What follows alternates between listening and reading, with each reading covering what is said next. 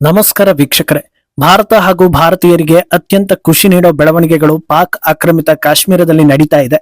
ಅಲ್ಲಿನ ಜನರು ಪಾಕಿಸ್ತಾನದ ವಿರುದ್ಧ ರೊಚ್ಚಿಗೆದ್ದು ಹೋರಾಟವನ್ನ ನಡೆಸ್ತಾ ಇದ್ದು ಇಸ್ಲಾಮಾಬಾದ್ಗೆ ಖಡಕ್ ಸಂದೇಶವನ್ನ ಕೊಡ್ತಾ ಇದ್ದಾರೆ.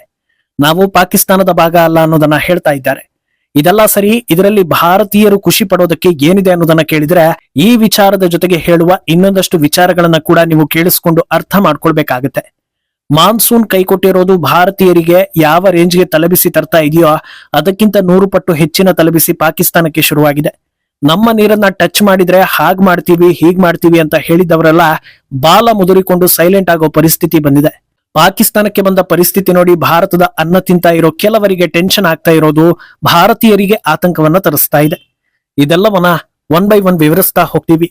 ಈ ವಿಡಿಯೋವನ್ನ ತಪ್ಪದೆ ಕೊನೆ ತನಕ ನೋಡಿ. ಅದಕ್ಕೂ ಮುನ್ನ ಮೀಡಿಯಾ ಮಾನ್ಸ್ಟರ್ ಚಾನಲ್ ಅನ್ನ ತಪ್ಪದೆ ಸಬ್ಸ್ಕ್ರೈಬ್ ಮಾಡಿ. ಎಸ್, ಭಾರತದ ಒಳಗೆ ದಂಗೆ ಎಬ್ಬಿಸೋದಕ್ಕೆ ಸಾವಿರ ದಾರಿಗಳಿವೆ. ನೀರಿನ ವಿಷಯದಲ್ಲಿ ರಾಜ್ಯಗಳ ಮಧ್ಯೆ, ಭಾಷೆ ಹೆಸರಲ್ಲಿ ಜನರ ನಡುವೆ, ಇದೆಲ್ಲದಕ್ಕಿಂತ ಪವರ್ಫುಲ್ ಅನ್ನೋ ಜಾತಿ ಅಸ್ತ್ರ ಇದೆ. ಈ ರೀತಿ ಯಾವ್ದಾದ್ರೂ ಒಂದರ ಮೇಲೆ ಸ್ವಲ್ಪ ಕಾನ್ಸಂಟ್ರೇಟ್ ಮಾಡಿ ಬೆಂಕಿ ಇಟ್ರೆ ಸಾಕು, ನಮ್ಮ ಜನಗಳು ಮನೆ ಮಂದಿಯನ್ನು ಮರೆತು ತೊಡೆ ತಟ್ಟಿ ಕುಸ್ತಿ ಮಾಡೋದಕ್ಕೆ ಟೈಮ್ ಮಾಡ್ಕೊಳ್ತಾರೆ. ಇದರ ಮಧ್ಯೆ ವಿದೇಶಿ ಫಂಡ್ಗಳ ಮೂಲಕ ಬಲವಂತವಾಗಿ ಪ್ರೊಟೆಸ್ಟ್ ಮಾಡಿಸ್ಲೇಬೇಕು ಅನ್ನೋ ಹುನ್ನಾರಗಳನ್ನ ದಿನ ಬೆಳಗಾದ್ರೆ ಟಿವಿಯಲ್ಲಿ ಸೋಷಿಯಲ್ ಮೀಡಿಯಾಗಳಲ್ಲಿ ನೋಡ್ತಾನೆ ಇರ್ತೀರಾ.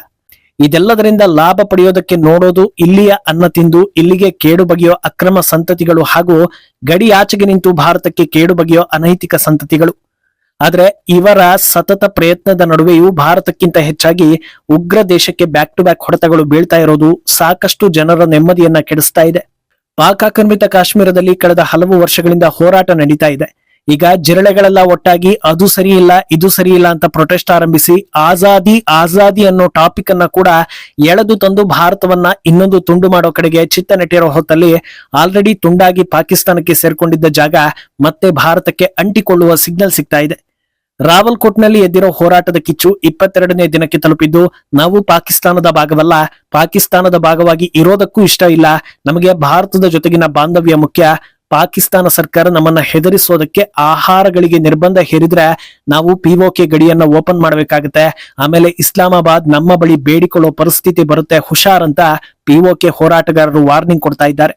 ದೊಡ್ಡ ದೇಶದಲ್ಲಿ ದೊಡ್ಡ ಪ್ರೊಟೆಸ್ಟ್ ಮಾಡಬೇಕು ಅಂತ ಬಲವಂತವಾಗಿ ಜನರನ್ನ ಸೇರಿಸೋ ಕೆಲಸ ಆದ್ರೂ ಚಿಕ್ಕ ಗುಂಪು ಸೇರೋದಕ್ಕೆ ಕಷ್ಟ ಆಗೋ ಹೊತ್ತಲ್ಲಿ ಚಿಕ್ಕ ಪಿಒಕೆಯಲ್ಲಿ ಸಾವಿರಾರು ಜನರು ಒಗ್ಗಟ್ಟಿನಿಂದ ಹೋರಾಡ್ತಾರೆ ಅಂದ್ರೆ ಇದರ ತೀವ್ರತೆ ಯಾವ ಮಟ್ಟದಲ್ಲಿ ಇದೆ ಅನ್ನೋದನ್ನ ಅರ್ಥ ಮಾಡ್ಕೊಳ್ಬೇಕಾಗತ್ತೆ. ಅಂದಹಾಗೆ ಯಾಕೆ ಇವರಲ್ಲಿ ಈ ಮಟ್ಟದ ಆಕ್ರೋಶ ಇದೆ ಅಂದ್ರೆ ಇವರು ಯಾರು ಫಂಡ್ ಸಿಗುತ್ತೆ ಅಂತ ಬೀದಿಗೆ ಎಳೆದವರಲ್ಲ, ಬದಲಾಗಿ ಪಾಕ್ ಆಕ್ರಮಿತ ಕಾಶ್ಮೀರಕ್ಕೆ ಬಂದಿರೋ ದುಸ್ಥಿತಿಯನ್ನ ಅನುಭವಿಸಿ ರೊಚ್ಚಿಗೆದ್ದಿರುವವರು. ತನ್ನನ್ನ ತಾನೇ ಸಾಕಿಕೊಳ್ಳಲಾಗದ ಒಂದು ಉಗ್ರ ದೇಶ ಅವರ ಜಾಗವೂ ಬೇಕು ಇವರ ಜಾಗವೂ ಬೇಕು ಅಂತ ಬಾಂಬ್ ಬಿಸಿತು. ಭಾರತದಲ್ಲಿದ್ದ ಅನೈತಿಕ ಸಂತಾನಗಳ ಬೆಂಬಲ ಪಡೆದು ಕೆಲವೊಂದನ್ನ ಗಿಟ್ಟಿಸಿಕೊಳ್ತು. ಆದ್ರೆ ಪಡೆದ ತಕ್ಷಣ ಅದನ್ನ ನಿರ್ವಹಿಸೋ ತಾಕತ್ತು ಇರಬೇಕು ಅಂತ ಏನಿಲ್ವಲ್ಲ ಅನ್ನೋ ಹಾಗೆ ಕೈಲಾಗದೆ ಇದ್ರೂ ಅತಿ ಆಸೆ ಪಟ್ಟು ಈಗ ಜನರು ರೊಚ್ಚಿಗಿಡೋದಕ್ಕೆ ದಾರಿ ಮಾಡಿಕೊಟ್ಟಿದೆ ಪಾಕಿಸ್ತಾನ. ಅಲ್ಲಿ ನಡೀತಾ ಇರೋ ಬೆಳವಣಿಗೆಗಳನ್ನ ನೋಡ್ತಾ ಇದ್ರೆ ಸದ್ಯದಲ್ಲೇ ಪಾಕ್ ಆಕ್ರಮಿತ ಕಾಶ್ಮೀರ ಭಾರತಕ್ಕೆ ಸೇರ್ಪಡೆಯಾಗುವ ಎಲ್ಲಾ ಲಕ್ಷಣಗಳು ಕಾಣಿಸ್ತಾ ಇದೆ. ಯಾಕಂದ್ರೆ ಇವರು ಕೇವಲ ಘೋಷಣೆ ಕೂಗ್ತಾ ಪ್ರಪಂಚದ ಕಣ್ಣರಳಿಸೋ ಸಲುವಾಗಿ ಹೋರಾಟ ಮಾಡ್ತಾ ಇಲ್ಲ. ಈ ಹೋರಾಟವನ್ನ ಕಂಟ್ರೋಲ್ ಮಾಡೋದಕ್ಕೆ ಪಾಕಿಸ್ತಾನ ಯತ್ನಿಸಿದಷ್ಟು ಇನ್ನೂ ಹೆಚ್ಚಿನ ತೀವ್ರತೆ ಪಡಿತಾ ಇದೆ. ಹೋರಾಟದಲ್ಲಿ ಪ್ರಮುಖವಾಗಿರೋ ಜಾಕ್ ಅರ್ಥಾತ್ ಜಾಯಿಂಟ್ ಅವಾಮಿ ಆಕ್ಷನ್ ಕಮಿಟಿಯ ಪ್ರಮುಖ ನಾಯಕ ಸೌಕಾತ್ ನವಾಜ್ ಮೀರ್ ರನ್ನ ಪೊಲೀಸರು ಅರೆಸ್ಟ್ ಮಾಡಿದ್ದಾರೆ. ಇದು ಹೋರಾಟಗಾರರನ್ನ ಇನ್ನಷ್ಟು ಕೆರಳಿಸಿ ದೊಡ್ಡ ಹಂತದ ಪ್ರತಿಭಟನೆಗೆ ದಾರಿ ತೋರಿಸ್ತಾ ಇದೆ. ಈ ಅರೆಸ್ಟ್ ಅನ್ನ ಖಂಡಿಸಿರೋ ಜಾಕ್ ಕಮಿಟಿ ಶಾಂತಿಯುತವಾಗಿ ಮಾಡ್ತಾ ಇದ್ದ ಪ್ರೊಟೆಸ್ಟ್ಗೆ ತಡೆ ಹಾಕಿದ್ದೀರಿ, ನಮ್ಮ ಹಕ್ಕುಗಳ ಉಲ್ಲಂಘನೆ ಆಗಿದೆ, ಇದು ಪಾಕಿಸ್ತಾನ್ ಸ್ಟೇಟ್ ಟೆರರಿಸಂಗೆ ಸ್ಪಷ್ಟ ಉದಾಹರಣೆ, ಇದನ್ನ ಇಲ್ಲಿಗೆ ಬಿಡೋದಿಲ್ಲ, ಇನ್ನೊಂದು ಹಂತಕ್ಕೆ ತಗೊಂಡು ಹೋಗ್ತೀವಿ ಅಂತ ವಾರ್ನಿಂಗ್ ಕೊಟ್ಟಿದ್ದಾರೆ. ಅಲ್ಲದೆ ಮಾರ್ಕೆಟ್ ಕ್ಲೋಸ್ಗೂ ಕರೆ ಕೊಟ್ಟಿದ್ದಾರೆ.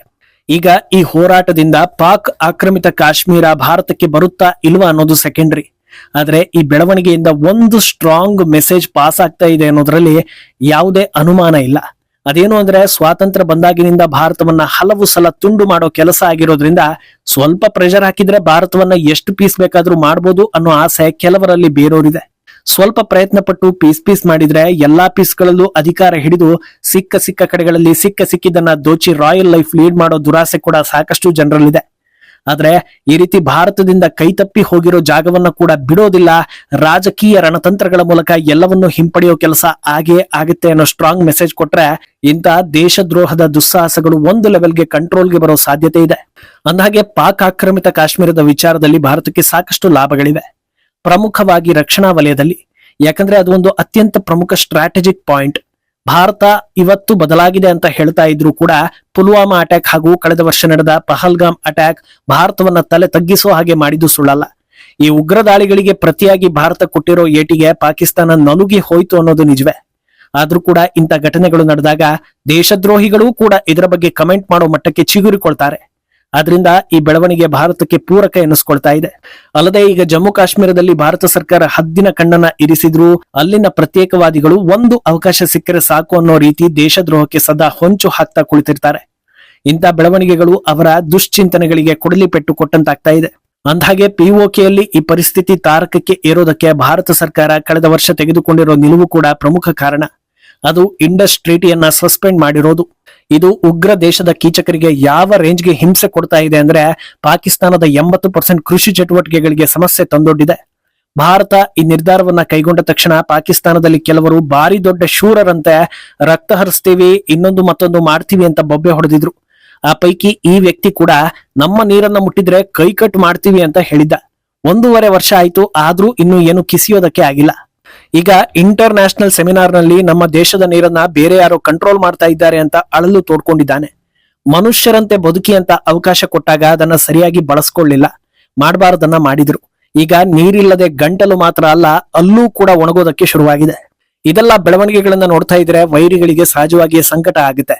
ಅವರಿಗಿಂತ ಹೆಚ್ಚಾಗಿ ದೇಶದ ಒಳಗಿರೋ ಕ್ರಿಮಿನಲ್ಗಳಿಗೂ ಕೂಡ ಕರುಳು ಚುರುಕ್ಕಂತ ಇರುತ್ತೆ. ಎಷ್ಟು ದಿನ ಅದನ್ನ ಕಂಟ್ರೋಲ್ ಮಾಡ್ಕೊಳ್ಳೋದು ಅನ್ನೋ ಹಾಗೆ ಈಗ ಒಬ್ಬ ಕ್ರಿಮಿನಲ್ ಬಾಯಿ ಬಿಟ್ಟು ಮಾತಾಡಿದ್ದಾನೆ. ಜಮ್ಮು ಕಾಶ್ಮೀರದ ಪ್ರತ್ಯೇಕವಾದಿ ಅಂತ ಗುರುತಿಸಿಕೊಂಡಿರೋ ಮೀರ್ ವೈಸ್ ಉಮರ್ ಫರೂಕ್ ಅನ್ನೋ ಈತ ಮೋದಿ ಸರ್ಕಾರಕ್ಕೆ ಸಲಹೆ ಕೊಡ್ತಾ ಇದ್ದಾನೆ. ಅಂತ ಅಮೆರಿಕ ಹಾಗೂ ಇರಾನ್ ನಡುವೆಯೇ ಮಾತುಕತೆ ಯಶಸ್ವಿಯಾಗಿದೆ ಅಂದಾಗ ಭಾರತ ಮತ್ತು ಪಾಕಿಸ್ತಾನ ನಡುವೆ ಯಾಕೆ ಮಾತುಕತೆ ಮೂಲಕ ಬಗೆಹರಿಸಿಕೊಳ್ಳಬಾರದು ಅಂತ ಕೇಳಿದ್ದಾನೆ. ಇದನ್ನ ಕೇಳೋದಕ್ಕೆ ಇಷ್ಟು ಅಸಹ್ಯವಾಗಿದೆ, ಇನ್ನು ಇದನ್ನ ಸರ್ಕಾರ ಮಾಡುತ್ತಾ ಅನ್ನೋದು ಮೊದಲ ಪ್ರಶ್ನೆ. ಆದ್ರೆ ಈತನಿಗೆ ಅಪ್ಪಟ ದೇಶ ಪ್ರೇಮಿಗಳು ಒಂದು ಒಳ್ಳೆ ಆಫರ್ ಕೊಡ್ತಾ ಇದ್ದಾರೆ. ಅದೇನಂದ್ರೆ ಪಾಕ್ ಉಗ್ರರಿಂದ ಮೃತಪಟ್ಟಿರೋ ಎಲ್ಲಾ ಭಾರತೀಯ ಸೈನಿಕರು ಅಮಾಯಕರನ್ನ ಬದುಕಿಸೋದರ ಜೊತೆಗೆ ಭಾರತದಿಂದ ಕಿತ್ತುಕೊಂಡಿರೋ ಜಾಗಗಳನ್ನೆಲ್ಲ ವಾಪಸ್ ಕೊಟ್ರೆ ಈಗಿಂದೀಗ್ಲೇ ಮೀಟಿಂಗ್ ಮಾಡಿ ಎಲ್ಲಾ ಸರಿಪಡಿಸ್ಕೊಂಡು ಫ್ರೆಂಡ್ಸ್ ಆಗೋಣ ಅಂತ. ಇದೆಲ್ಲ ಆಗೋ ವಿಷಯನ ಅನ್ನೋದು ನಿಮಗೆ ಗೊತ್ತಿದೆ. ದುರಂತ ಏನಂದ್ರೆ ನಮ್ಮ ಸೈನಿಕರು ಗಡಿಯನ್ನ ಭದ್ರಪಡಿಸಿರೋದ್ರಿಂದ ಯಾವ ಅಪಾಯ ಬರೋದಿಲ್ಲ ಅನ್ನೋ ಧೈರ್ಯದಲ್ಲಿ ಕೆಲವರು ಪಾಕಿಸ್ತಾನ ವೈರಿ ದೇಶ ಅಲ್ಲ, ಅವರ ಮೇಲೆ ಯುದ್ಧ ಮಾಡಬಾರದು ಅಂತೆಲ್ಲ ಹೇಳಿಕೆಗಳನ್ನ ಕೊಡ್ತಾರೆ. ಅಂತವರು ಯಾರೇ ಆಗಿದ್ರು ಅವರು ಹಾಗೂ ಅವರ ಕುಟುಂಬಸ್ಥರು ಎಲ್ಲರನ್ನೂ ಇಂಡೋ ಪಾಕ್ ಗಡಿಯಲ್ಲಿ 1 ವಾರ ಬಿಟ್ಟು ಬರೋ ಕಾನೂನು ಬಂತು ಅಂದ್ರೆ ಇಂಥ ಅಸಹ್ಯಗಳನ್ನ ಮಟ್ಟ ಹಾಕೋದಕ್ಕೆ ಸಾಧ್ಯ. 1 ವಾರ ಆದ್ಮೇಲೂ ಅವರೆಲ್ಲ ಜೀವಂತವಾಗಿದ್ರೆ ಮತ್ತೆ ಕರ್ಕೊಂಡು ಬಂದ್ರಾಯ್ತು. ಆಗ ಜೀವದ ಬೆಲೆಯೂ ಗೊತ್ತಾಗಿರುತ್ತೆ, ದೇಶದ ಬೆಲೆಯೂ ಗೊತ್ತಾಗಿರುತ್ತೆ ಅಂತ ಜನರು ಹೇಳ್ತಾ ಇದ್ದಾರೆ. ಈ ಬಗ್ಗೆ ನಿಮ್ಮ ಅಭಿಪ್ರಾಯವನ್ನ ತಪ್ಪದೆ ಕಮೆಂಟ್ ಮೂಲಕ ತಿಳಿಸಿ.